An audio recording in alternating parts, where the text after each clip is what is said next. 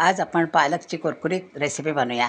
पालक चिरून घेतलेला आहे आणि हरभरा डाळ भिजवून घेतलेली आहे आणि मिक्सरचं भांडं घेतलं, धणे टाकलं, जिरी, ओवा आणि लसणाच्या कुड्या टाकल्यात, मिरची, हिरवी मिरची, हे सगळं वाटून घ्यायचं आणि डाळसुद्धा मिक्सरला वाटून घेतली आणि आता हे सगळं मिश्रण बाउलमध्ये काढून घेते.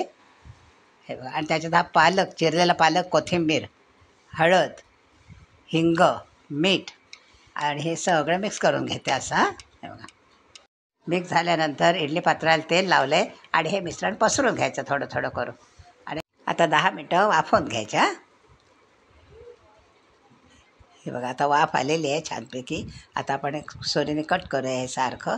आणि कोण शालू फ्राय करतं, पण मी काय करते, मी तळून घेते. चांगलं कुरकुरीत तळायला पाहिजे ना.